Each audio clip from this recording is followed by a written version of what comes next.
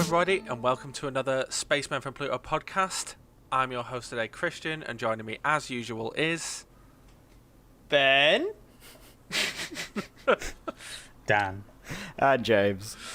And today, because of the recent Netflix release of Zack Snyder's new movie, Army of the Dead, we've all gone off, we've all watched it, so we're going to sit down, give you a review, and then maybe if we've got time at the end of the podcast, we'll go into what we recommend, bring that back for a bit, because we've all been off watching things.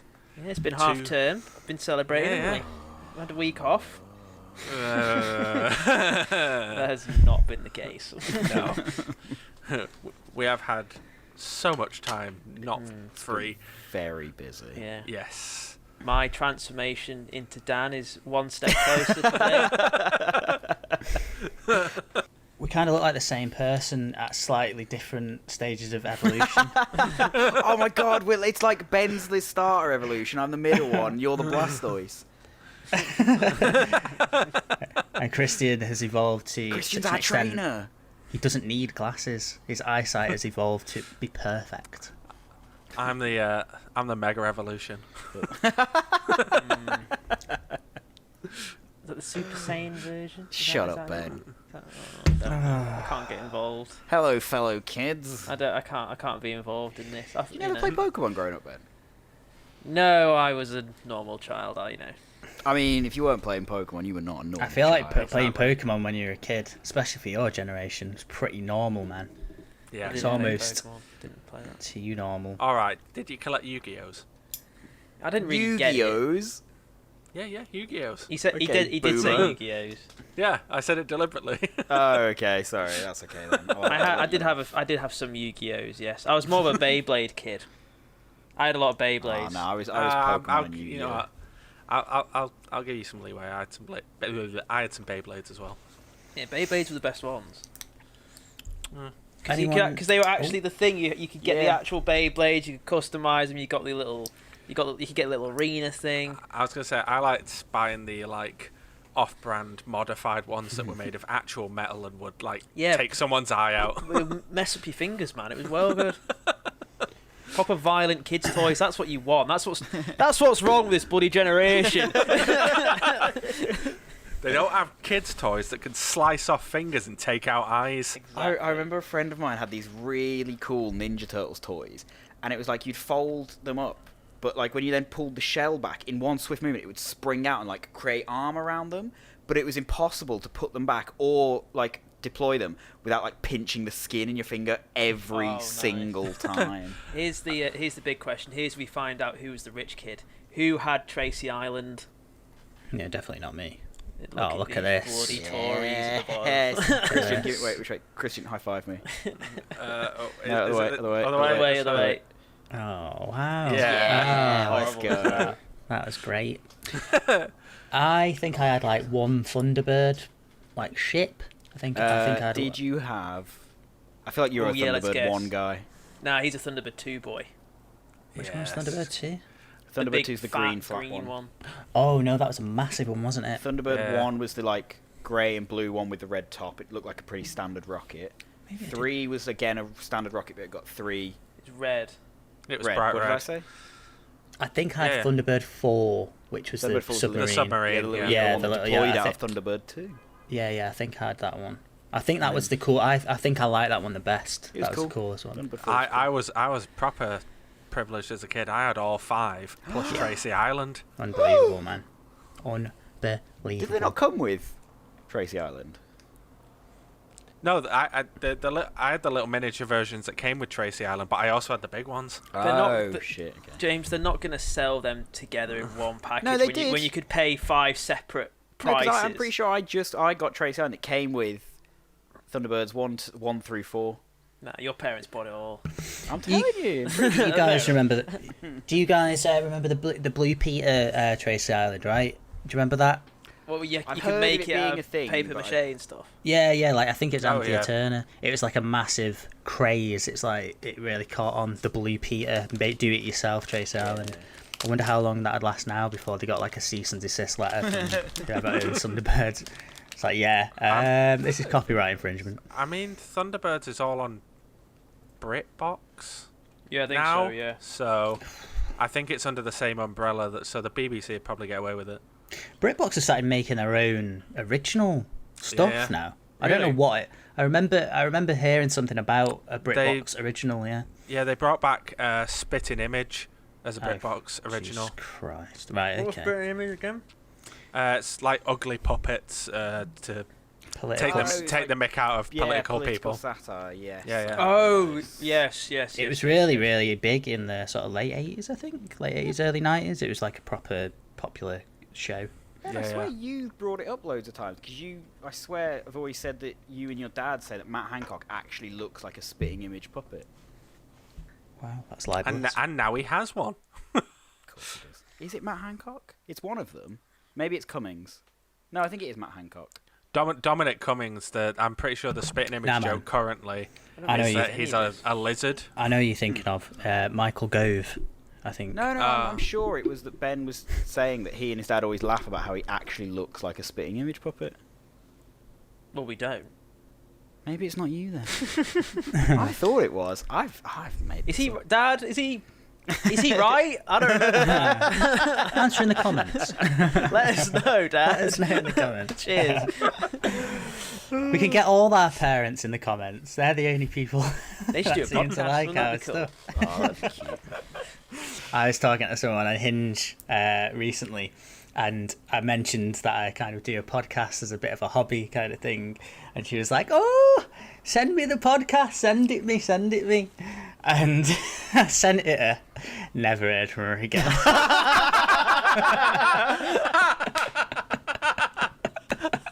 So that went down pretty well.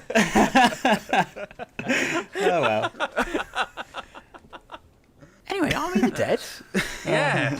Anyway, back onto the topic of today's podcast.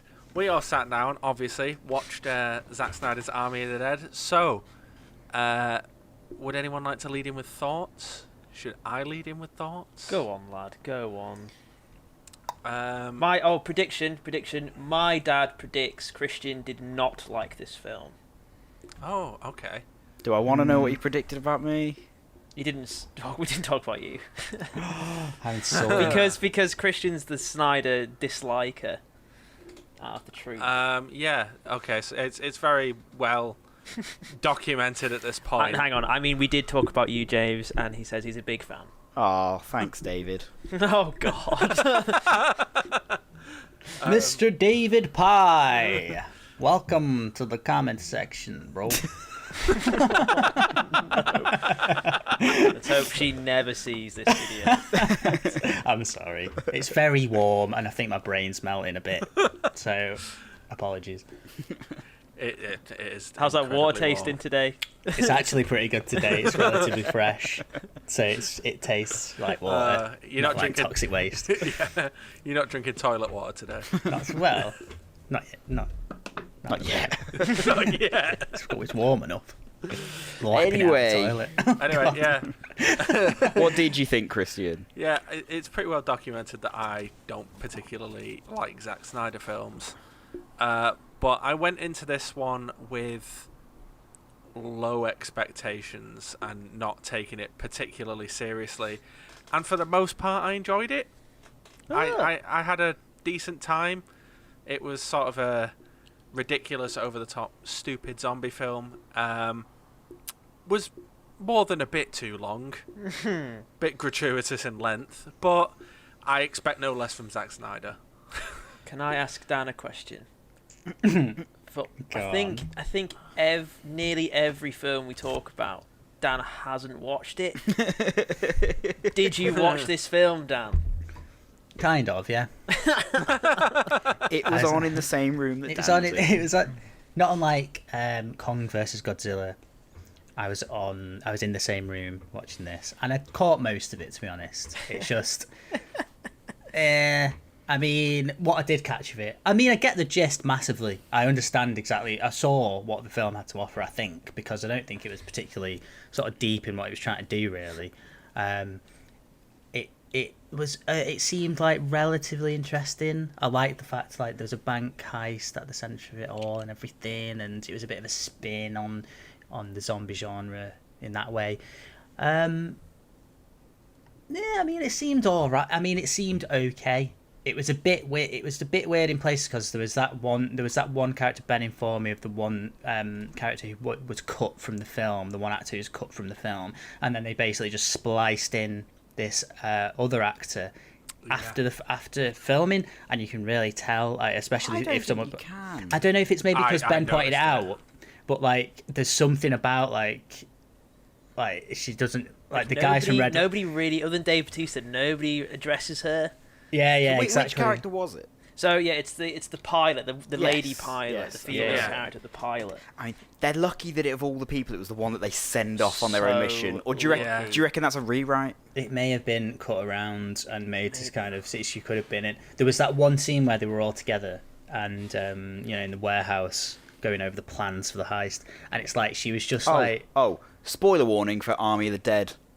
Should probably put that up top. Yeah. Oh yeah, well people Yeah, I know. guess so. I say It's been out a while, but just whack one up top, Ben. Just so that people know. We'll talk about various plot points, I guess. We are gonna spoil this movie because we've tried doing spoiler-free reviews before, and it just ends up being like, that bit where that thing happens. Because we want to talk about the film, so let's talk about it.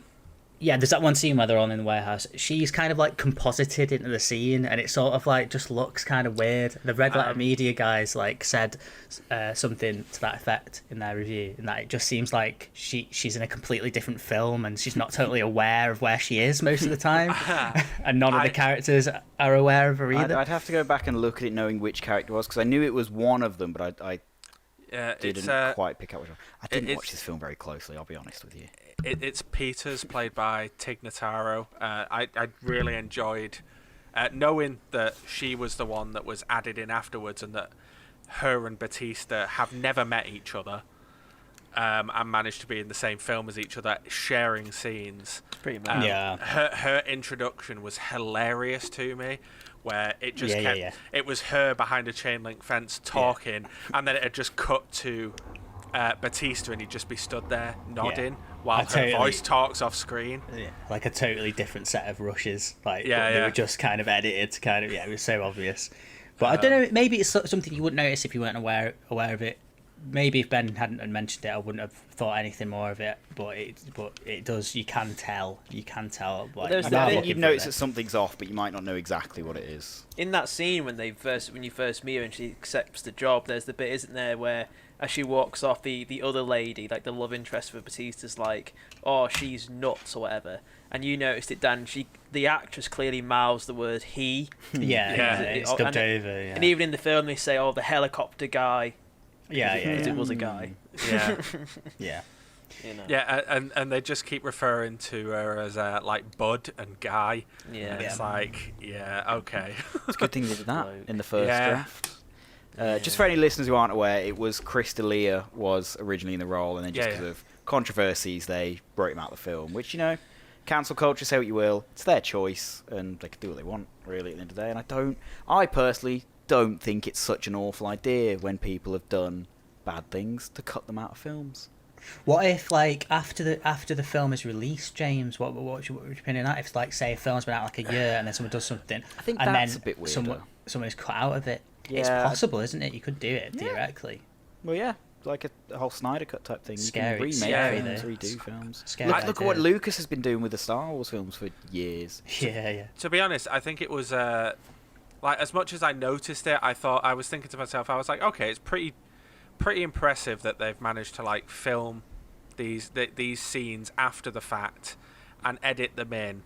And to most people who don't know about any of this and are just sitting down and watching it on Netflix, most people probably wouldn't notice. The scenes might be a little jarring in places, but they did a pretty good job of managing to like keep that character. And I think they were just lucky that it wasn't a massive role. Yeah. Oh yeah. I mean, as far as like the actual zombies go as well, I thought it reminded me a bit of I Am Legend, where they're a little bit more intelligent, and they've got like a society going on, their own thing going on. They're not just brain dead. Yeah, that was interesting. Did anyone notice the strange, like, I haven't fully read up on it, some of them had like bright blue eyes? Yes. So, someone was telling me earlier, I don't know if it's confirmed by Snyder or if it's just a theory, but one of the ideas that's been floating around is apparently they're supposedly almost like drones that the military have sent in to like spy on them and just keep tabs on what's going on in Vegas. And that's why like there's one bit where Batista shoots one, you see that it's got like a metal face underneath and glowing eyes. Yeah. I'll be honest, who cares? I- Like, there's why Yeah. throw that in an already 2.5 hour film but not really Yeah, explain it? I was gonna say I noticed it and I was like, weird little Easter egg. You know, there's a few little points that I noticed and I was like, kind of interesting that they threw that in there for very little reason. Like, very beginning of the film, there's a wide establishing shot as they're driving towards. I think it's the outside of Area 51, and there's 2 UFOs that shoot off up into the sky. That you see for like a split second, just 2 UFOs that hover and then shoot up. In the appalling opening acts, that opening bit. Oh, Yeah. so What was when wrong with it? when they're in the car saying like, you know, and then the married couple in the car, and then there's the bit where the 2 army soldiers, they run. One of them drags the other one out of the car, and they start running away. When he's sat in a vehicle that is running, the engine's running, and he drags him out of it, and they just stumble away when they could have just got in the car and driven away. It's just really dumb, and really like lazy. It wasn't the best start. It's also something I want to bring up. One of the things that a lot of zombie films don't do, and this film chose to do, is explain how the outbreak started, and I don't think they needed to. I don't think it necessarily, because we don't know where that first zombie came from, really. Like, we don't know what created it. We don't know that, but The government have created it, haven't they? I think they could. I think they found could. it? I think they could have just opened with like a short montage of there's zombies in Vegas, and it would have been, you know, like back when Zack Snyder did Zombies the first time, didn't really explain where the zombies. You know, he just hit the ground running. It's like boom, zombies. Which was another little Easter egg. Apparently, I didn't notice it, but apparently there's a point on a newspaper where it refers to the Massachusetts incident, which is a hint back to Dawn of the Dead being connected to Army of the Dead. Right. Okay. Yeah, one thing I will say about this film, and you guys may disagree, I think it didn't really feel like I was sat there for 2.5 hours. There was like a point where I was like, okay, probably about 20 minutes in. I looked, I was like 45, 50 minutes in. Like, I felt like it just sort of got going and went. I watched it in 2 chunks, so I can't really comment. Okay. I watched it over 1 or 2 days, so. Yeah, I sat down and watched it in one sitting, and while I do agree with people that it is gratuitous, you know, a lot of people have said it's really long and unnecessarily at points, and I do agree with that, but it didn't feel as long as it was. No. Every time it sort of slowed down, it would ramp back up enough that every time, you know, I'd like pause to go get a drink or something, and I'd be like, oh, I've got to be like an hour in now, and I'd click and it'd be like, oh, hour 25 minutes, and I'm like, oh, cool. Yeah. I just wish it was more to do with Vegas. That's kind of been That'd a be common cool. one. Like, Vegas is known for the nightlife and the lights. You don't like get any of it during the actual It could film. be any city, really. It could have been anything, and it's like a lot of it reminded me of Christian talking about the first Halo. It's just a lot of grey corridors. Because I saw people in comments and videos saying it's just a lot of corridors. It's like, yeah, they're kind of right. You know, it's such a shame because like the opening montage where there's a guy being chased by those go-go dancers. Like, where's that? Like, why isn't there people dressed up who are zombies and like more of the casino fight? It was just a bit Where's disappointing. zombie Celine Dion? Yeah, things like that. Yeah. Could she still be on stage as a zombie, just stuck there? Like, because they had that hint of like some of them still, you know, do their old stuff, like their old that'd be cool. lives. Like, you could just do stuff like that, and it's just like it could have been any. Why is it a grey desert? Yeah. Well, I know it's in the desert, but like, why is it like a wasteland? You Yeah. know, like a post-apocalypse wasteland. That was one of the things. Like the trailers showed off, like, oh, zombie dressed as Elvis, and oh look, there's a fight in a casino. The fight in the casino isn't till the very end of the film. they wander around the casino, but they're never in it very long. They're just in the basement for a good chunk of the film, or on the roof for a good chunk, or just wandering the streets of Vegas in absolute daylight. Yeah. So I felt they could have leaned into that more. Another thing that I felt they didn't lean into hard. I mean, they leant into it pretty well, but they didn't lean into it enough. Is they had Dave Bautista. Why was he not fist fighting zombies, Bautista bombing them through desks? Because there was the hint of it. I did enjoy, because it was just a dumb, the bit where he has like a fight with a zombie and it can fight back somehow. Yeah. I thought, well, why not? It's something different, and I enjoyed. I think I don't know if you've seen it, James. That Weekly Planet episode, they talked about his little glasses that he wears. Yeah, I love the glasses. Yeah. I love the glasses that he had. Yeah. I didn't mind him in this. I thought he was actually not too bad as the lead. Yeah. I think, and I wonder whether maybe that's why we didn't see more hints to him being wrestling, because I get the sense that he's trying to be more of an actor than a wrestler now.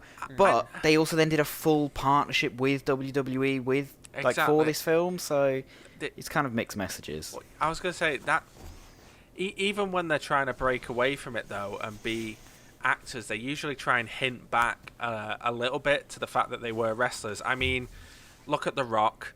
The first Jumanji film, there is a section where he rock bottoms someone through a table, and it's like, I just wanted him to. He didn't have to go full wrestling. All he had to do was pick a zombie up and Batista bomb it through a desk in a split-second sequence. Give it 5 years, maybe more, and he'll be doing shit like that. Because it's like Jumanji is like well into The Rock's career. He's at the point now where he can be like, oh, it's a bit funny, isn't it? Whereas I think Batista's still kind of trying to take himself seriously.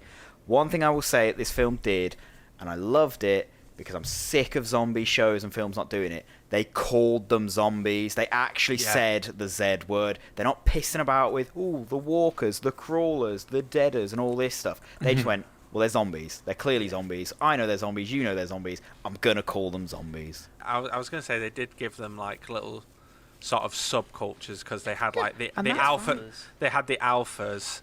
They had like just the regular sort of runner zombies, and then they had the shamblers. And stuff like that's fine, but I'm watching Walking Dead at the moment. I'm on like season 7 or 8. Like I'm pretty far into it, and they've met so many different groups, and oh my god, they've got to be running out of different ways of calling them zombies without saying zombies by now. Yeah. Someone should just be like, guys, these things are kind of like zombies, right? No, in like the final episode of like the finale ever, someone will go, oh, they're kind of like and someone will cut them off. They'll tease it. They'll Age of Ultron it. But talking of that though, James, one thing that bugs me about zombie, especially it bugged me in this is a world where zombies do exist. Half the team are aware of zombies or experienced fighting zombies, right? Especially people like Batista, and yet they are going into this like the zombie infested waters not wearing like gear on their arms to protect them. They're all wearing t-shirts and just showing bare skin, walking into zombie herds. My counter to that, Ben, is it's pretty hot in England right now, and I couldn't wear any more clothes than this. They're in the Nevada desert. I'm going to wear body armor, James. I'll deal with the heat for millions of dollars. I'm going to wear body armor and not risk getting my arm bitten off for a bit of heat. Go at night when it's colder. Have the Vegas Strip. There was that hilarious, that sort of hilarious moment where it's like, Batista's daughter in the film is going to join them because she's got her own agenda, and then she straps like the pistol thing to her leg, and she's like, "I'm ready," and it's like, you're in a tank top and jeans. Everyone else is kitted out, and you're in a tank top and jeans. She pretty much gets everybody killed. Yeah, she does. Oh dear. Her whole point, she's like, "Oh, I've got to get that lady, I'll go save her," and she was kept very safe in that building. And then she gets the helicopter that it crashes because they go to that building, and and she gets her dad killed. It's all her fault, man. She's the villain of the film, man. I wasn't. I couldn't believe. I'm big spoilers now. I'll just say big spoilers. Ben's already revealed that Batista dies. I cannot believe that she's the only one that survives. Yeah. Oh yeah, because that guy's gonna die, isn't he? The guy with the chainsaw the saw that he doesn't use. Yep. Yeah, I thought that was another weird one. like someone else uses it, but we never get to really see him just chainsaw through some zombies. Yeah. Except in the like little opening bit where they're discussing the plan. Oh no, it's the opening credits where it shows them escaping from Vegas the first time. Okay. Yeah. One thing I will say, I didn't think I'd say this coming out of a Zack Snyder film. There's some really nice like relationships in this. I felt like Batista and his like best friend, the woman, I felt like I believed their friendship, and I really liked the sort of one that built between the chainsaw guy and the safecracker. Yeah, he was all right. I found out he's getting his own prequel. The face cracker guy, the safe cracker guy, he's directing his own prequel. I was like, oh, okay. What, to this movie? Yeah, something like that. Army of Thieves or something it's called. Oh. The best. I know Dan had something to say. The best moment in the film, it's the bit when she gets her head.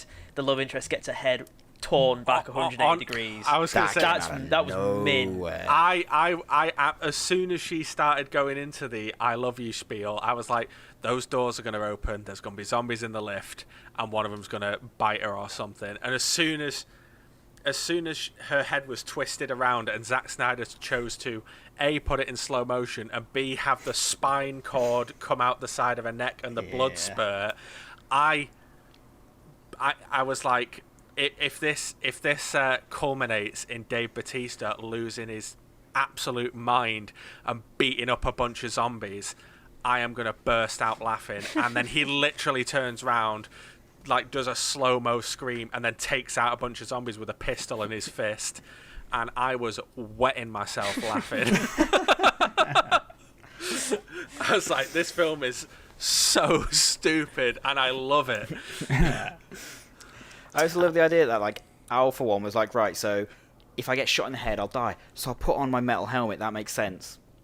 And obviously I'm going to put a cape on as well, because, you know, I'm just got to have the flair. Did you not think it looked exactly like the first Avengers Captain America helmet? I can see what you mean. I legit thought at first it actually was like a toy Captain America had the A on his head. I legit thought, is that like a fun reference? I love this little helmet. Go on, sorry, you were going to say something, Dan. I was going to ask you guys, do you think this film worked as a heist film? Because I think it kind of squandered it, really. It didn't seem... Yeah. Yes, it should have been a heist, and mid-heist, a zombie apocalypse breaks out.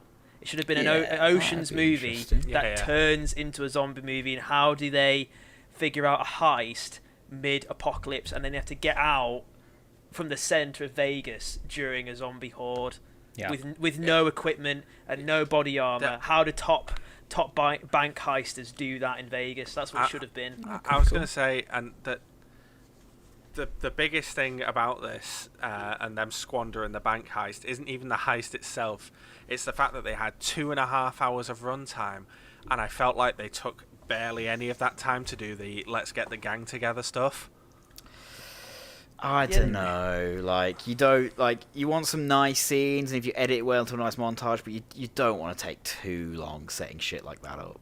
I think it's fine to do that if they're interesting characters. Yeah. And if they're engaged, like in Oceans, it's good fun. But yeah, in this, it was just a bit like meh. But isn't that guy... Oh, God, excuse me. You alright there, man? Yeah, fine. Just having the heart attack James had last week. Those HSBC texts we've been getting just freaking me out, James. But isn't that guy with the blonde hair? Wasn't he a trick shot artist or something with zombies? He doesn't like do any trick shots throughout the whole film. Yeah. He does. One that I noticed. Also, do you know what really, really wound me up about this film, right? So, the guy that Scorpion sends in with them to spy on them and double-cross them... Yes. He throws the glow stick off and sends Bandana Girl the wrong way and gets her killed. Great, sound, whatever, he's taking them off, fine. She then comes back and, like, finds them again. I was like, there's going to be a whole scene where she reveals and they turn him. She then gets eaten. In her last moments, why does she not shout? Even if it's just one of those ones where she shouts a dead cryptic clue and the guy doesn't quite understand it, but it creates tension. Why did she not say anything, any hint or warning that this guy is fucking them over? Yeah. Like, she could have said it, like, I can't quite remember, but she could have said like maybe like in Spanish, like a natural, and She so just said so only English. that her mate could have only understood, have a bit of tension, like what's he gonna do with that information, That'd be cool. but I think I'm pretty certain. Anything. I think in that scene though, she definitely could have got away as well at first. I think she did the typical fall on the floor and just don't get up syndrome that people have in movies. Yeah. I will say another thing that I'm glad it was a big part of the trailer. It was one of the things I was excited for concerning the ridiculousness of this film. I'm glad that they didn't totally squander the zombie tiger. I was really scared that they were going to. Didn't they? I think they did. They could have used it more, but I really thought after it sort of wandered off the second time, I was like, this tiger's not going to kill anyone. They're not going to kill it, and it's not going to kill anyone. So the fact that it had that sort of scene where, because the guy who double crossed him, he kept saying, not a fan of this tiger, it's unnatural, not a fan of this tiger. So the fact that he walked out and then the tiger was behind him, I was like, okay, nice, very blatant but fun little sort of foreshadowing, and then it absolutely tore him to pieces. I would say the tiger disappointed me because I thought, oh cool, a zombie tiger, how will it act, how will it sound, and there's no difference between a live tiger and a zombie tiger. I thought you could have done something really cool with like a sluggish dead. How does it roar as if it's undead? Like zombies don't sound like humans. Good sound design, what you could have done something really cool. Like I thought, oh, you could do something like, if anyone's seen Annihilation, that bear scene or that scene in Annihilation. You could have done something really cool with a tiger like that, and it's just a tiger with a skull face. And like that's it's a nice design, it's a nice idea. And the thing for me, why I'm a bit like, wasn't really in the film much. It was the entire marketing campaign for this film. I'm pretty sure it's the symbol next to the hashtag. Every like promoted tweet you see is like that tiger coming out of the screen. So like, ooh, this is a big deal. It fucking isn't. It's the Captain Phasma of Army of the Dead, isn't it? Yeah. It's to sell the toys. It's the it's the Slimer of the Army of the Dead. Yes, even more so. Slimer. Yeah. Slimer. But I was glad that it got to kill someone, and I love that they gave it a name and a backstory. Did they? The tiger. Oh yes, Yeah. it was one of Siegfried and Roy's. Yeah. It's one of Siegfried and Roy's, and it's called Valentine. Oh, for God's sake. They should have had a zombie Siegfried with it. Yeah, I know. Do you know what I mean? I was really hoping that they had not. It didn't even have to be Siegfried or Roy. They could have just had a zombie magician like show up with the tiger. Am I making it up that at one point in real life a tiger turned on someone in Vegas and killed them? Oh, definitely. That's happened. That'd be quite dark, but they could have done that. They could have been like that. Whoever that was with them. It was Siegfried and Roy. I thought it was. Yeah. That tiger turned on one of them, and I don't think it killed him. I think it just very badly. It hospitalized him. I mean, at the end of the day, what do you expect when you grab a wild animal, cage it, and make it perform? It's gonna snap at some point. Oh yeah. Right. Isn't it? Why is Zack Snyder? What is his deal with? He's a filmmaker. What is the deal with zombie babies? What's going on, guys? Yeah. Both zombie Loves it. movies, he's had it in for newborns being zombies. He one-upped himself this time, being both parents are zombies this time. How that works, we will not question. Very strange. And wasn't it glowing blue? Yeah, it was glowing blue, like, so that's why I was like confused about the whole blue eye thing. So I thought as well, are they robots? But then the newborn was bluey as well, and I thought maybe is it something to do with aliens? It's because it military developed or something. Wasn't I it? thought has the zombies. Is it a zombie because of some sort of alien tech that's revived it, and somehow that's in their DNA? Because it's an alpha, 2 alphas. It's made like some sort of thing. And then when they got squished or whatever happened to it, I can't remember. Yeah. They pulled it out and the thing got their head chopped off. Yeah, that was it. And then delightful.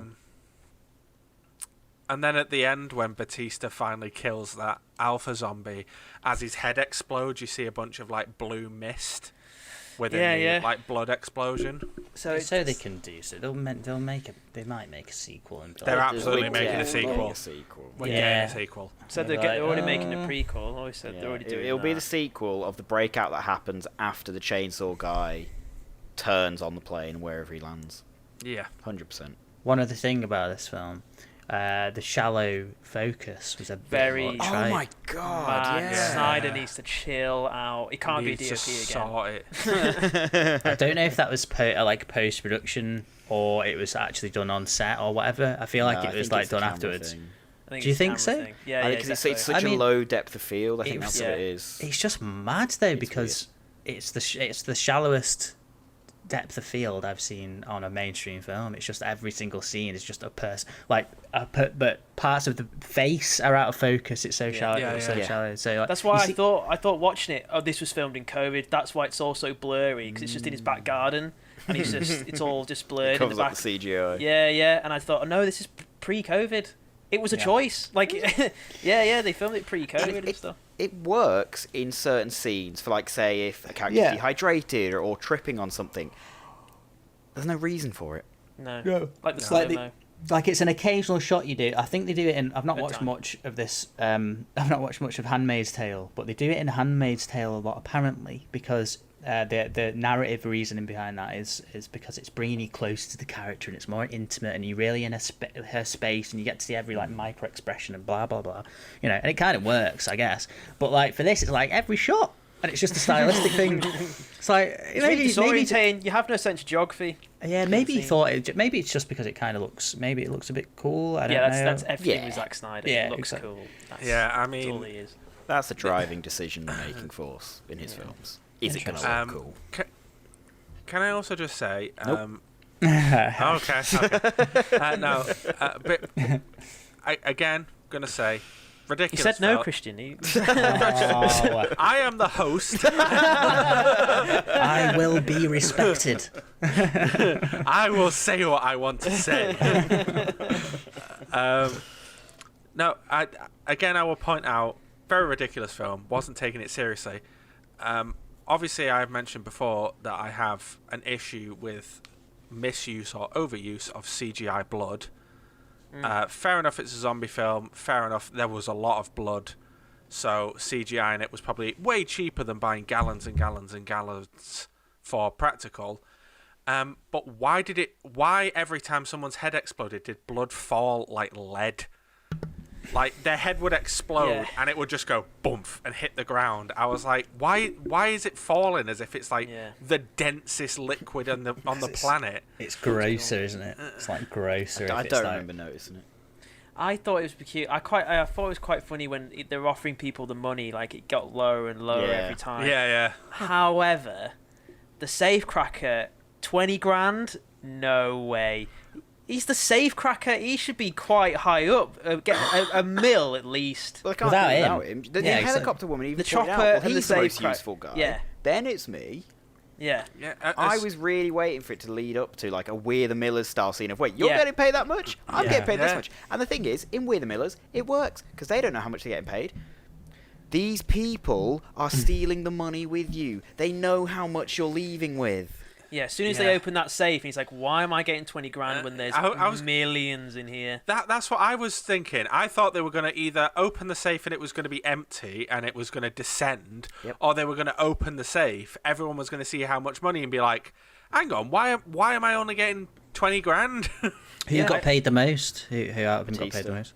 Batista and his friend, I think, split it evenly. Yeah, but no, it was Batista, the guy who's now going to lead Scorpion. into the sequel. Oh no. no, Chains- sorry. chain- And Chainsaw the woman who got her neck twisted 180 Yeah. degrees, Oh. they were all taking 15 mil each. Then it was like, I think the pilot, they were like, how How do you... in the 5 million? Because I they thought- were getting 50 total. They took if they then took 15 each, there's then only 5 mil left, which would add up Yeah. because it Yeah. drops from like those mil was to you get 500 grand. I was going to say, because I'm pretty sure they go to the pilot and say 500. Or It they drops say... pretty quickly. They say like something like 800, then 500 for the guy who does trick shots. And by the time they get to the safecracker, they're like, 20 grand? 20 grand? Mental man.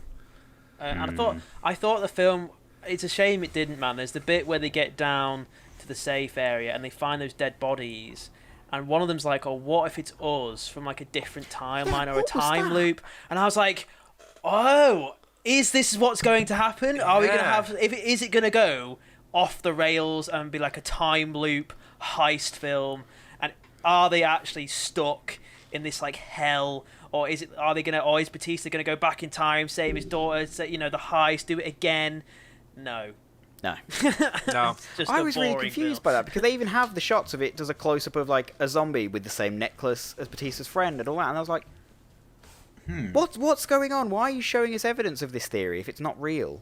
Yeah. Was it all just ideas? I think maybe it is real. I think that's the thing with this film. So many ideas, and just none of them kind of. You had the idea of like the fact it's in Las Vegas. You had the idea of like the heist. You had the idea of the origin of the zombies, and then you had the fact the zombies were a bit more intelligent, and then you've got all this like character stuff going on with Dave Bautista and his daughter and what have you, and loads of characters as well.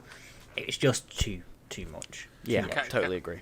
Can I also say, I've said this a few times now, just the phrase "can I also say," but I love that they have that one zombie overpower like all the military guys at the beginning, could not be stopped. Then when we first see the reason that Dave Bautista is like so freaked about going back into Vegas is because his wife was infected and he had to take her out.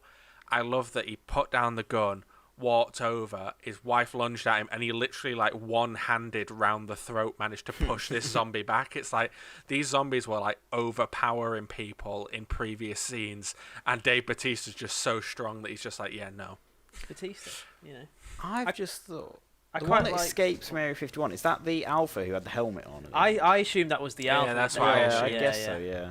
I assumed it was him. I thought they'd try a bit more obvious to make it, like give him a distinct scar or pattern or something. But yeah, I forgot what I was going to say as well. Sorry. Oh, well done, Ben. Oh, Christian was saying about how Batista one arm held him down. Yeah, there's also a point where he like picks up one of the like blackjack tables and pushes it towards the zombies, and you literally see this like gust of air from around it, and it like proper goes down the middle of the what's it? And I was like, how strong? Why does Dave Bautista go between like regular man to superhuman strength? Yeah, it's stupid, but it's also probably one of my favorite things in the film is that Bautista, until the end, he just can't be killed. He's literally taking out zombies left and right with a pistol and a knife. I did quite like the section. I remembered it now.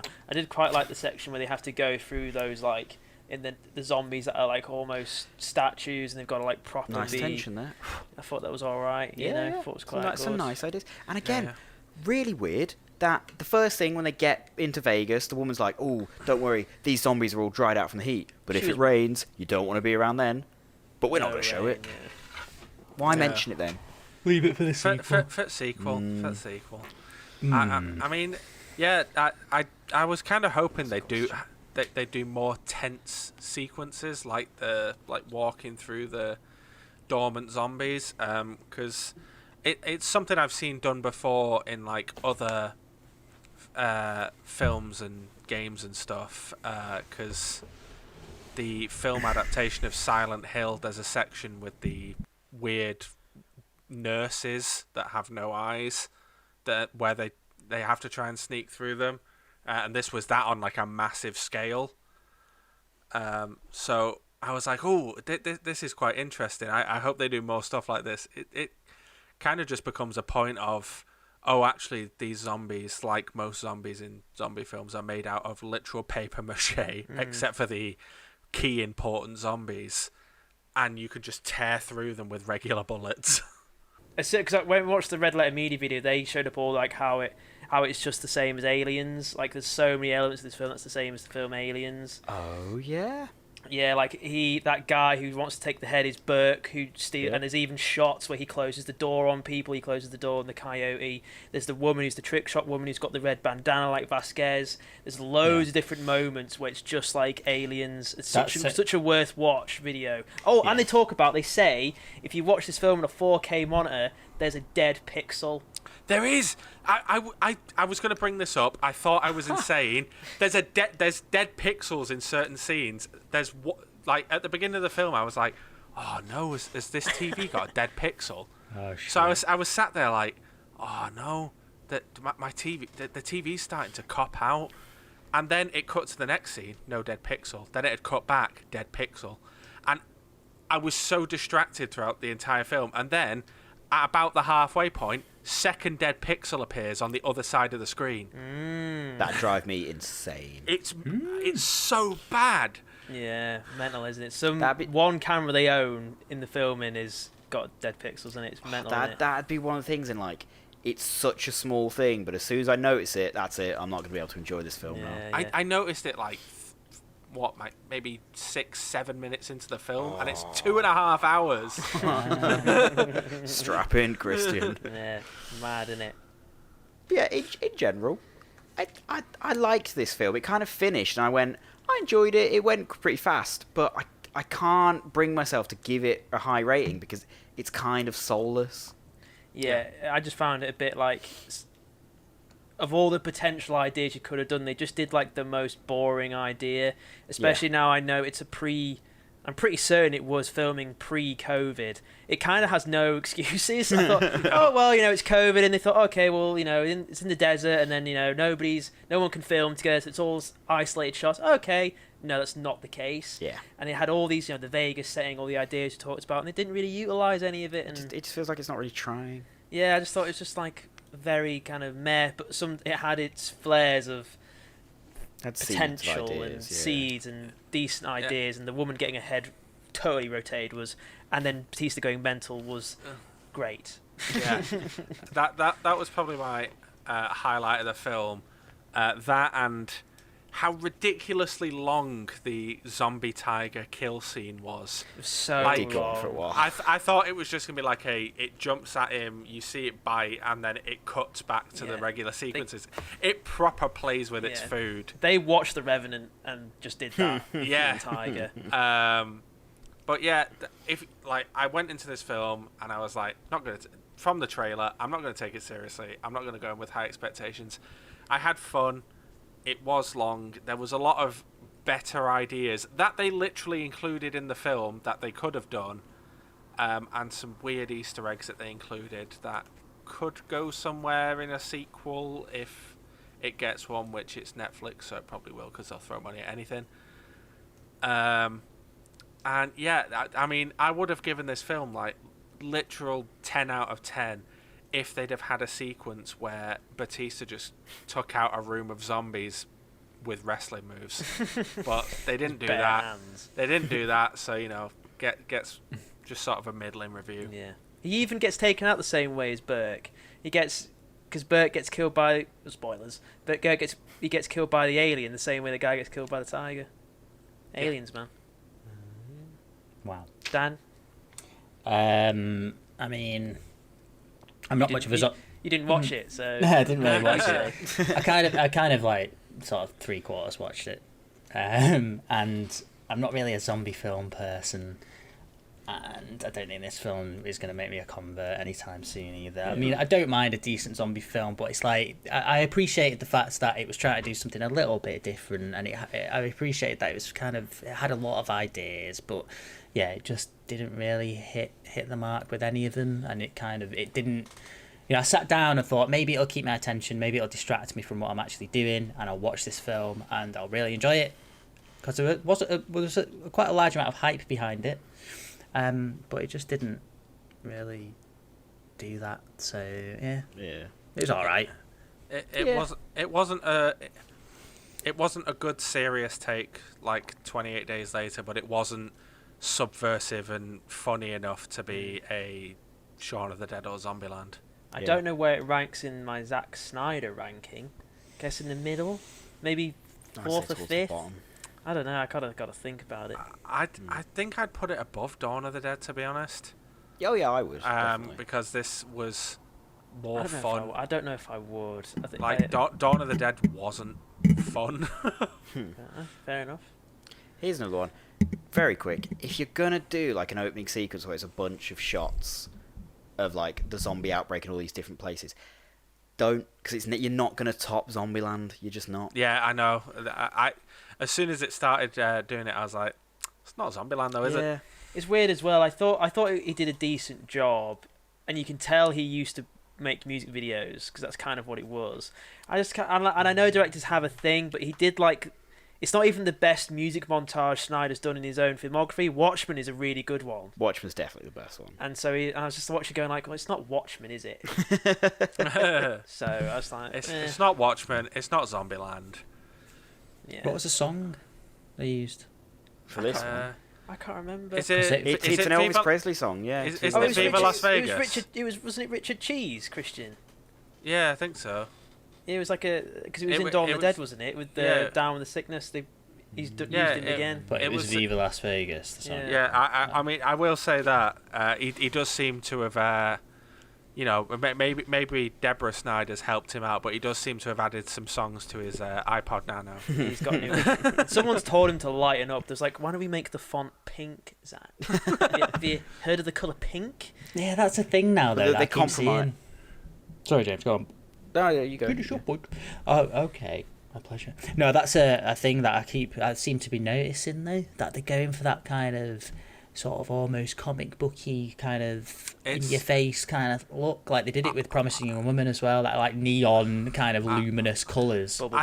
I think in the case of this, people refer to it as neon apocalypse. It's a thing that pops up in games a lot. So, like, Neon Apocalypse games refer to stuff like Borderlands and Rage. Yeah. Where a lot of the game is very apocalyptic and grey, but it also has, like, popped, vibrant colours. Yeah. Because specifically Bethesda's Rage 2, it's like massive grey landscape with areas of pink, so there's like pink piping on everything, and all the guns are like bright pink colours and shoot colourful neon lasers. It was set in Las Vegas, the neon apocalypse place on planet Earth. Yeah. They could have done way more neon apocalypse. Mate, you could have had there's like in Vegas they have those giant fountains. You could have had a zombie go up on that fountain and just get launched in the air, like The Hangover but with zombies. Ocean's 11 but with zombies. I wonder whether part of it is because I think there's like issues with what you can and can't film in Las Vegas, or whether it's just a thing of they were like we can't afford to do too much stuff. The problem is there's a very simple answer for that: different city. Yeah. The red light district. You know to be honest, it doesn't even look like they went to Vegas. I'm pretty sure 90% of that was on a green screen. They probably didn't because they can't afford it. Yeah. Also pandemic. It's pre-COVID. Pre-COVID. There's no excuses, man. Yeah, true. Okay, that's a good point. But yeah, so there you go. We have officially decided that it was just kind of okay. So I guess we'll move on and go to what we recommend, because I believe everyone has an item to bring to the table. I've got something worth recommending that is far less meh than just Zack Snyder. Zack Snyder's Army Dead. Mine, for the right audience, was incredible. Ben recommended it to me last time. Oh. I went away and watched the Friends reunion, and oh my god, I loved it. It was incredible. It's exactly what a reunion should be. It was most of it was essentially just these 6 people that we watched and loved for years coming together, having a bit of a reminisce, telling some behind-the-scenes stories, rereading some of the scenes, which was quite fun to see. It was just nice watching them hang out and reminisce and give us some behind-the-scenes stories. Yeah, I also went off and watched the Friends reunion. Oh my god! Maybe I'll watch all it the Friends. Huh? Have you watched all the Friends? Yeah. Oh, okay. Oh my god! I have seen all of Friends. Big fan of Friends. I love at least once through. Friends. A Friends mug. Oh, what's happening? I Yeah, I don't like it enough to justify this mug. I don't know where this mug's from. I genuinely don't. It's just big. It's all right, friends. Sorry, Christian. Carry on. Yeah, the reunion was good. Like from what they'd given away by giving out this like guest list and everything, I was very scared about this reunion. You know, when they're like, oh, it's hosted by James Corden and we've got all these unnecessary guests. I was like, oh, this is gonna be an absolute cringe fest that isn't gonna represent Friends whatsoever. It was actually pretty great. Like, it mainly focused on the 6 cast members. You know, you'd have guests that were on, like Maggie Wheeler, who played Janice, came on, did a little bit with them, which was nice. And Tom Selleck came back and did a little bit with them. James Corden, he doesn't say a lot. No, he mainly just asks questions to the audience, and just ask them questions, which is nice. I kind of wish Brad Pitt came back. That would have been quite good. That's one of my favourite episodes. Yeah, that would have been quite good. I've seen that one. And cast the like guests section was actually pretty interesting, because it would be literally like the guests would come on screen in a white room and be like, this is how Friends impacted my life, and then they'd move on. Yeah. It wasn't like anything super heavy, you know, like Cara Delevingne, they're like, oh, she's just going to be a model, and she you know, which is her job. She's just going to walk up and down in iconic outfits from the series. Let me ask Malala, you know, we sort of talked about Malala. Yeah. Why was what was her reason? It's another one where she's just in a white room. It's with one of her friends, and they just talk about how like they connected over watching Friends together. Yeah. Oh, okay. It's about how, like, because it's another one, like, I was like, why are BTS there? And BTS have this little like talking head moment where they're like, oh, well, you know, we all really enjoyed Friends. Friends was really big in South Korea, and it was how a lot of us learned how to speak English from watching Friends. Wow. So it made most of the guests, it's like, this is how it impacted my life. That's cool. And one thing I will say is, because we mentioned that we were worried about, like, oh, it's a shame that Paul Rudd and Cole Sprouse aren't it. I'll be honest, the guests from the show that they do get to come in, they're so, hi, I'm here, oh, it was cool, and bye. I don't think it really would have. Yeah. It doesn't. It's not a negative impact. No, it's not a negative impact enough that they aren't in it, because I think if they were in it, it wouldn't have made that much of a difference because they're so quick. But, no, you know, why not, though? No, it was really good. I loved it. I'm not gonna lie, I'll admit it now. I think maybe like 15 minutes in, I'd already teared up twice. Like, I was proper emotional watching this. It was like a proper, like, go back to my childhood. It felt really nostalgic. It was great, man. It is like a nostalgia trip. And it feels like home. It's nice. It's nice that they just sort of let them get on with it. They, like, put them on the set, let them hang out, let them, you know, talk and reminisce naturally. And the sort of main thing that was like emotional for me was seeing how hard it sort of hit Matthew Perry. Yeah, he didn't look great, bless him. No, like he didn't. He looked really uncomfortable being there, because Friends, of course, impacted him quite badly, and, you know, sort of in his started, personal life. It really badly affected his personal life and his professional life after Friends finished, and there is like a little point where they're all sitting down and talking about, it was great having a live audience because we knew when jokes landed, and it just felt great to hear that live laugh. And he was like, oh no, I really didn't like having the live audience because, like, every time they didn't laugh or I didn't feel they laughed enough, I died a little inside. Yeah. It must be hard. And I'm pretty sure it's Lisa Kudrow leans forward and goes, you never told us that. And he's like, oh, I just didn't think to mention it at the time. And like there's little bits that they sort of get through of the difficulties that each of them had, and but also the fun that they had, and it's just a very nice little special where you get to see how this has impacted their lives as much as other people's. If you like Friends, absolutely watch it, and even if you don't, I think it's still kind of interesting to watch. Like, there was some I'm definitely things, curious by it. because they get the 3 creators talking about certain bits, And there was just really interesting bits there, like stuff that I'd never heard. Like, one thing that I really liked was, they said when they were taking it to studios, the sort of like one-line pitch they gave it was, it's about that time in your life when your friends are your family. I was like, that's a really good way of succinctly putting it. Yeah. Have you guys... it was doing the rounds on the internet. Did you guys freak out when you found out that Schwimmer and Aniston actually liked each other and couldn't actually go out? I found this out on watching the reunion. Schwimmer? Yeah, because David Schwimmer, in the reunion, they said David Schwimmer and Jennifer Aniston like actually fancied each other at the beginning, and then they couldn't get together because they were with other people or something like that, like in the show. Yeah, shit. It's something that they like open up about. There's a few little things like that where they point out stuff that or like elaborate on stories that people hadn't fully heard. Like there's a Matt LeBlanc one where he talks about the time that he dislocated his shoulder doing something for the show.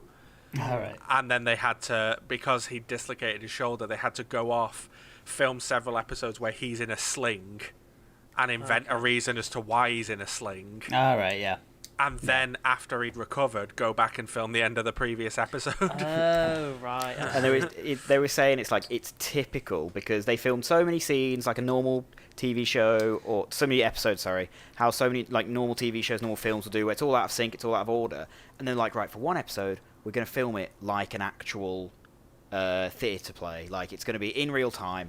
And of course that's the episode where he dislocates his shoulder and they have to stop, they can't film different scenes and stuff, they have to complete the whole production and come back to it another time. They're never doing It's that just again. typical. No, I think they literally said, oh no, that was it. They said like every episode they did like a little huddle and like okay guys, let's get ready, let's go. And then for that episode they went, do we really need to do this? Or probably not, never mind. So do it. And then after that, every time apparently they were like, oh, do we need to do the huddle? Matt was like, we are doing the huddle, I'm not dislocating my shoulder again.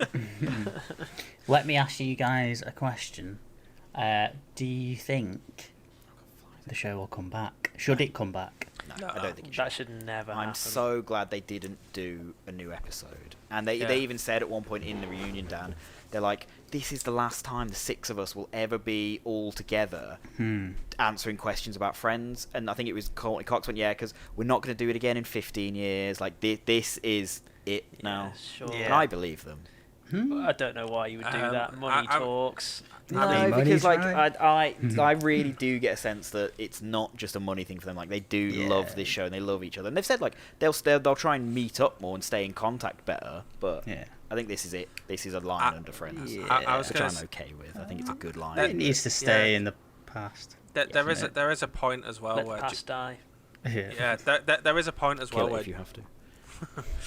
there is a point where James Corden says, like, oh, do you think do you think you'll come back and you'll do like a movie or a special episode or something? And one of them points at the like creators that are sat in the audience, is like, that's up to them. And another one goes, well, it's one of them things, like all of the characters in that last episode had nice like bows wrapped around their stories, and their stories were all nicely tied together, and it was a nice ending. And if we came back to do another episode, you'd have to untangle all that and cut all those cords. Yeah. And it'd end up just ruining what was a nice wrapped up ending. One thing I thought was really funny was, so they asked each character, oh, what do you think you're doing now? Where do you think you went after the show? And they talk about that. They turn to Matt LeBlanc, and he says, he just makes a joke of, oh, he's probably opened a sandwich shop somewhere. I thought, Christian, I was like, they didn't mention the failed spin-off they gave Joey. Didn't want to mention that one? Oh, yeah, God. Hey, God, it got almost forgot that existed. Season 2? I don't even know if it finished a season. I'm not entirely sure it got past a pilot. No, it got a full season, because I've definitely seen multiple episodes. Oh, did it? Oh, I didn't. Even I didn't stick with that. It just didn't have the magic wasn't there, man. Maybe it is timeless. That'd be really interesting to watch now. But Ben and Dan, what have you been watching? Yes. Unlike the show Friends, where it's about multiple people and several names and faces and writers coming together, we watched a show about one man, all by his own, all done by himself. Didn't we, Dan? Yes, in one room. In one room. Throughout a year. During this strange time we're in.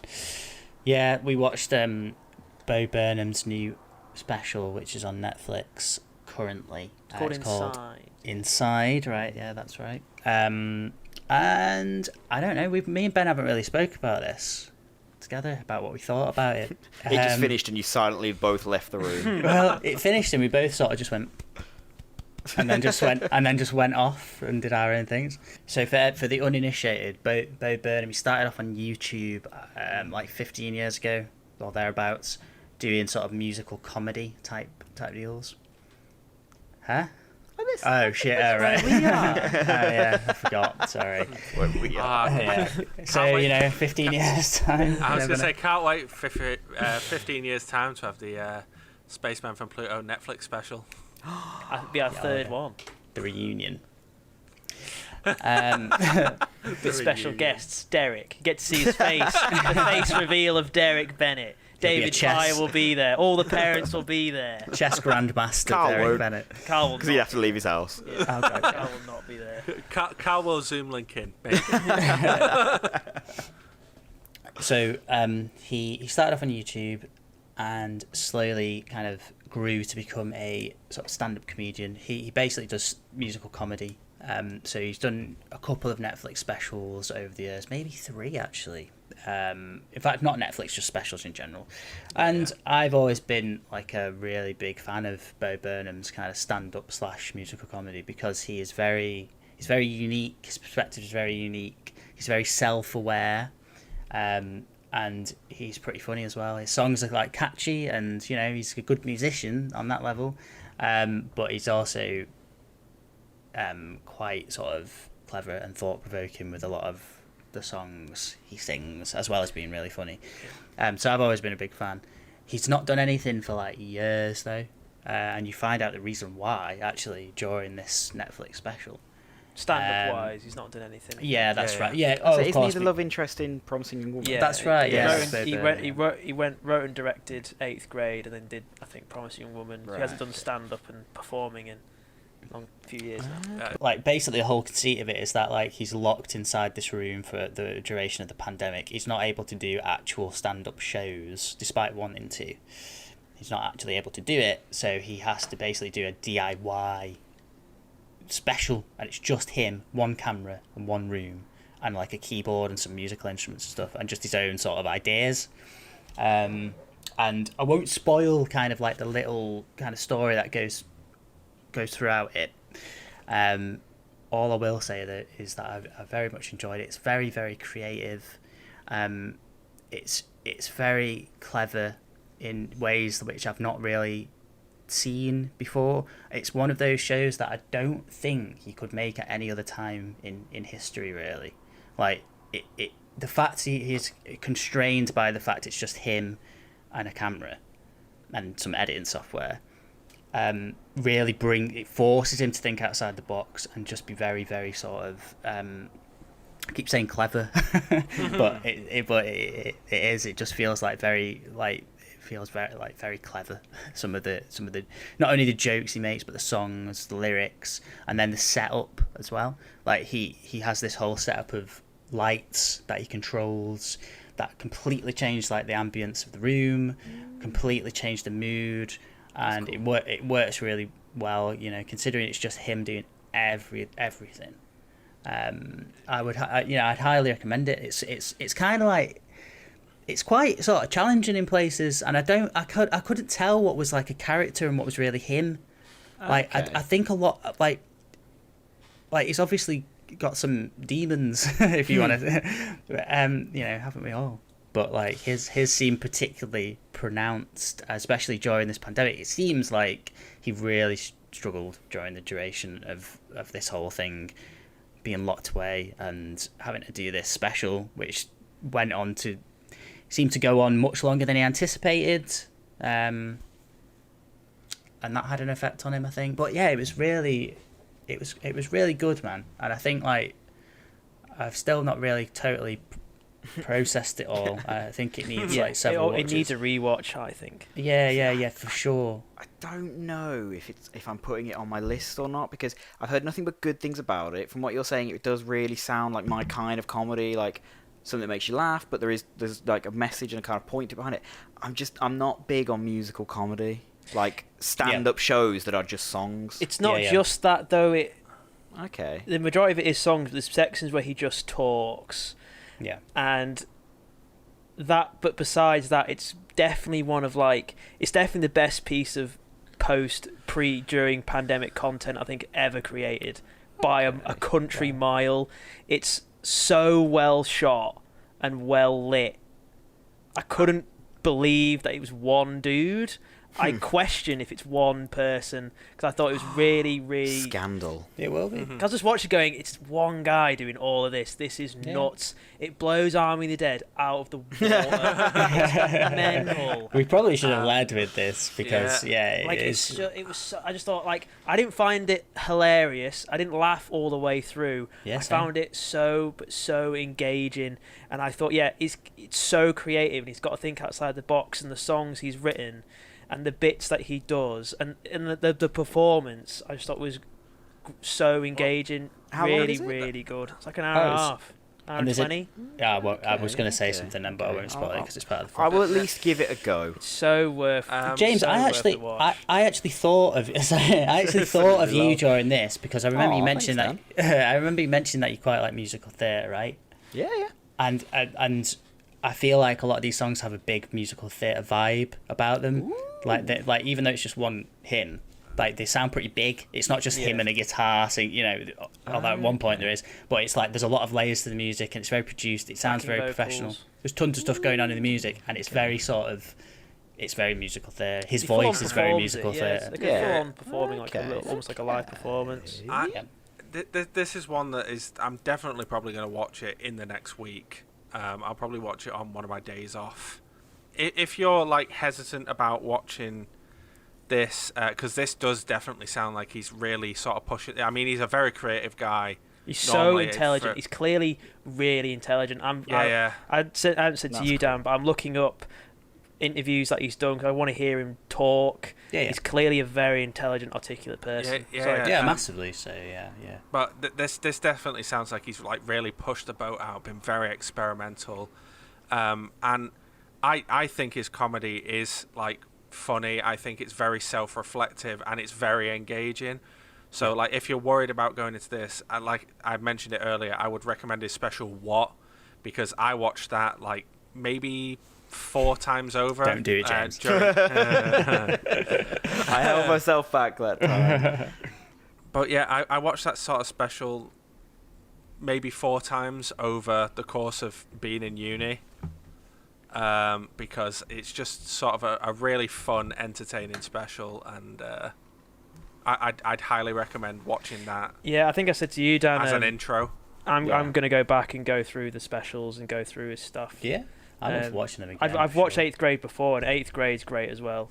8th grade is great as well. Yeah. Yes, so that's worth the watch as well. He's just a very intelligent writer, and I think also he really captures the moment, the mood of the moment. Just someone of a certain age, it's just about to turn 30, and it's capturing this kind of weird situation that people who are a little bit younger are in, who just this suspended animation and all that weird shit that we have to put up with every single day, that's being beamed at us constantly 24/7. Just everything. It says a lot about that, at the same time as being quite thought-provoking and funny. And I honestly, I really heavily recommend it to you guys, and for anyone listening. It's really good. Anything else, guys? Separately as well, I watched 2 movies, and both of them where Dan watched the final 30 minutes with me, and in both movies it was like a cacophony of sound both times. It was both. It was 2 mornings where I was like, "Oh, Dan, I'm just going to watch this final 30 minutes. Is that all right?" And they were both filled with screaming. The final 30 minutes. Which film? To add in, it was. Go on, Ben. The first one I watched was Do the Right Thing, the Spike Lee film. Such a good film. So great, really worth the watch. Fantastic. On Netflix. With Gus from Breaking Bad. Really great. But a young version of him, and it's kind of weird to witness. John Turturro as well. And then I watched Boys in the Hood, the John Singleton film with Ice Cube and Cuba Gooding. And And they're both films where the Lawrence Fishburne. yeah, he looks really good in that film. That too. Yeah, He looks Fishburne. proper, like, Yeah, there it is. yeah, Fishburne. Well, yeah, Matt LeBlanc as well. Yeah, Yeah. I didn't say anything about that one.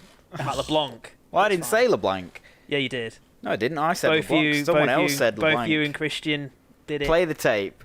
uh, The thing I thought was really funny was, so they asked each character, oh, what do you think you're doing now? Where do you think you went after the show? And they talk about that. They turn to Matt LeBlanc. They turn to Matt LeBlanc. They turn to Matt LeBlanc. They turn to Matt LeBlanc. They turn to Matt LeBlanc. they both seem like really good films, but yeah, I just caught the last half an hour of them because like Ben was watching them in the morning and I stagger in and he's watching these films. I think, yeah, I'll sit down for a bit. And it's like literally the loudest kind of Do the Right Thing was like mental. it's screams. It's people going hysterical for the last 30 minutes. I was during that one as well. I was quite hungover, so it just did not help whatsoever. I was proper like, this is the worst. Yeah, the last half hour of Do the Right Thing is just utter chaos. Yeah, really worth. It's really worth the watch. Really, Feels like it's just recommend. building up to that. It's like a pressure cooker type situation, Yeah, and then yeah. and then that last half an hour is like the explosion. really it's worth the watch. James, really good on Netflix. Like there's a certain look to like 80s and 90s films that is very Yeah. very very very sort of specific. You can't quite put your finger on it. Yeah, like But 90s films. I think Only 90s films look like that. yeah. It's I weird. think it's something to do with like the kind of cameras they use, technology obviously. Also like the way things were lit. It's very there's a very 90s style of lighting where I'm not a lighting person at all. I don't know the first thing really about lighting, but there's really specific kind of ways like the sets are lit, and then it just makes it look a certain way. But it's cool. I miss it. Someone should try and do a film in that style again. I reckon it'd do well. It's hard to describe. But I was going to ask you, Dan, what before you turned it off? I think you turned it off because you did something else. Or maybe just played F1. What were you thinking of Far From Home? Well, because I thought until the fight scene in Venice, you were into it. I was kind of half watching because I could hear you laughing at it, and I thought he seems to be into it. You were laughing at the jokes. You were giggling away, and seemingly I thought you might have been enjoying it.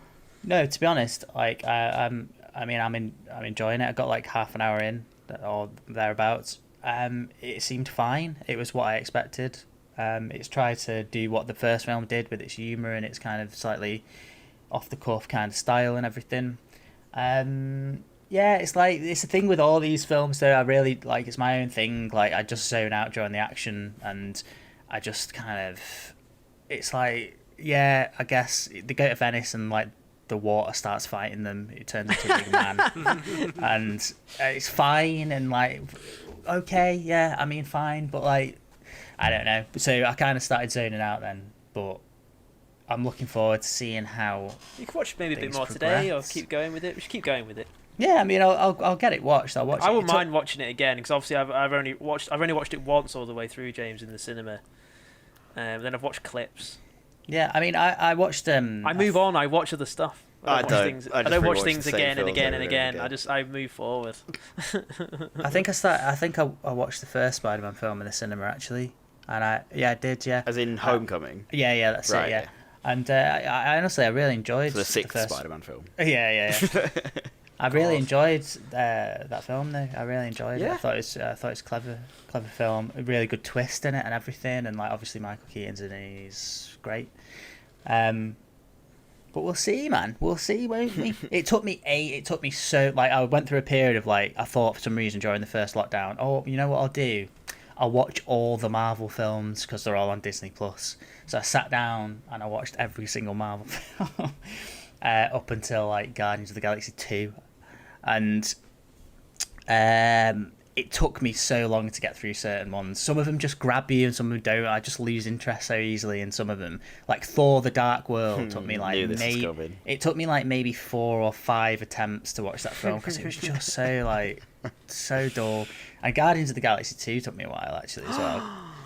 Like it's fine, but I just grabbed you. Sorry, finish your point, but then what grabbed you? Which one's grabbed you? I think. Wait. Go back to Guardians 2 though. Oh no, Guardians 2. Yeah, it was. I think it's because I'd seen it before and I knew like where the plot was going. But I don't know. It's just something. I just kind of wanted it to end. I just didn't. There was no like driving force for me, or like. I think it's probably because I had seen it before. Yeah. But I don't know. I don't really like the Kurt Russell being a villain and everything, and he's a planet as well. And I just thought, whatever, like let's just end the film. I will concede that with Guardians 2, because it's not a mystery, but there is this sort of undercurrent of, ooh, what exactly is going on with Ego and all this. And then once you know it on the rewatch, I will concede there is an element of, we know, come on, like, yeah, let's just kind of get it done a little bit. But I think there's enough good character stuff in Guardians 2 that I really like. Like, I think all the stuff with Yondu and his, spoiler alert for Guardians 2, Yondu's death scene and, like, the funeral is just amazing. His relationship with Rocket is just great. Yeah. I mean, I really enjoyed the first Guardians of the Galaxy film. Like, I didn't struggle to watch that one because it was such, like, if you're watching them all in order, and then suddenly Guardians of the Galaxy comes out, it's such like, it is basically like a bit of a breath of fresh air. It's so different, and all the characters are just instantly quite likable, and everything just sort of works straight off the bat. Yeah. Like they did such a fantastic job of like just setting the entire premise up, and it just works and it's fun. Guardians of the Galaxy really was like a turning point for the MCU, because I feel like you watch most of the films before you watch most of the films before Guardians of the Galaxy, and you can literally slap any director's name on that and you're like, yeah, I could probably believe it was them. Yeah, for sure. Because there's so little life of each director in the film. Yeah, I know what you mean. The only one I'd argue against that is, I would say, for better or worse with what's come out about him since, I would say the first Avengers does feel quite Joss Whedon. Oh yeah. That I would agree with that. It's not a great thing anymore, but it does. When I watched the first Avengers in the cinema, I really enjoyed it. I thought it was one of the best. I thought it was like one of the best action films I'd ever seen. Like that first sort of like last hour. Seriously, Ben. You've not watched Tango and Cash. No, but like I think that last hour of the first Avengers Assemble, it's just one massive kind of fight scene, and yeah, maybe I zoned out a couple of times, but like it's just really well done. There's so many little character moments in that whole fight at the end. There's so many clever little things. There's that one long tracking shot. There's so many different personalities, and they're all playing off against each other. And it's like, Marvel have been building up to getting everyone together in one film, and it kind of works. And they're all teaming up, and it's just very, very well sort of done. And I really enjoyed it. I think that's something we take for granted now. Like, that was the first time we'd seen separate films come together and culminate so well. Yeah, it felt like special, yeah. Yeah, I remember at the time everyone was like, 6 characters? I don't know. They're not going to get enough screen time. I don't know. Don't think it's going to work. It's like Infinity War's like double that, way more three than times double. that, quadruple that. Yeah. Go back to Guardians, like that. 10. Going back to Guardians though, that 2014 year, if not maybe the best year for Marvel, because that was like talk about, you said Guardians was a turning point. That year's a turning point because it was that and Winter Soldier is one same year. Both very different exactly. films. And you're like, this it stepped the game up. I thought it went up a gear. I was gonna say that was the year where because those first Marvel films, while I love them, like I really feel like the sort of constrictions of like Marvel are like, no, this is how this film has to be. And then because they didn't because they were like, okay, well, Guardians are like D-list characters, so we'll give it to James Gunn. If they work, they work. If they don't, then they don't. But we'll keep an eye on things. But they sort of loosened those constrictions, and Guardians absolutely blew up. It was absolutely massive, and Marvel were like, okay, maybe we can sort of let directors put a bit more, we can work with these directors a bit more and let them put a bit more of a spin on it. And there's still constrictions, obviously, because we had Edgar Wright walk off Ant-Man because he didn't feel he had enough freedom, and That was before Guardians. Was that before? Ant-Man was supposed to be Phase 1. Yeah, Ant-Man was ages ago. Oh. Yeah. Right. Okay. Yeah. I think Avengers was the one that allowed Guardians to live. Yeah. I think Joss was a really safe, strong pair of hands. They kind of let him make his movie, and they went, "Oh, maybe we can do this." Maybe Favreau wasn't. Maybe they thought because Iron Man 2 didn't quite work. They maybe thought Favreau was just a blip. As a reference. And thank you. And then they thought, oh no, maybe it can work. Let's try it with James and with these brothers we've got, these Russo brothers we've got. And then boy, did it pay off. Sorry, Christian. It really did pay off, and I think that Marvel have started letting people experiment a bit more. Of course, you still have that framework, but I like that they, because Winter Soldier isn't just a superhero film. It has that sort of spy thriller underneath. Guardians is like very it's very space opera, and I like that they've started letting sort of directors put a piece of them in, and it shines through in the later films, especially when you get to stuff like Thor Ragnarok. Yeah. So there you have it. Yeah. That was a very sort of it was a tangential episode. We went on a lot of tangents. Christian, there's a million words in English language. Pick one you could pronounce. Yeah, I should have. My brain isn't working. I'm very warm. Tangential. Tangential. I think tangential's the word you're going. Tangential. It was a very tangential episode. Transient. Oh, super quick, Dan. What are the pack of dinosaurs called in Park? Velociraptors. So close. What? So close. I know. I mean, I know. You were like, I know. I can't do it. I'm sorry. I can't do it. One syllable of stress off there. You were so close. Velociraptors. Hey, woo! Nah, it's Velociraptors. Mental. I'm not being corrected by you young dweebs. I'm right, you're wrong. Respect your elders. I've dweeb before. I mean, if I'm going to be really picky, I'm just going to say those aren't velociraptors in the film, but whatever. Oh, there's always one, isn't there? God. Actually, they're Deinonychus, or whatever they're called. Deinonychus. Dion. Get us out of here, Christian. Yeah, okay. Gone. It's been a great episode. Remember to hit like and subscribe for more of this absolutely fantastic content that you've heard, especially over the last 2 minutes. But that's it from us. So we will see you next time. See you next time. Bye.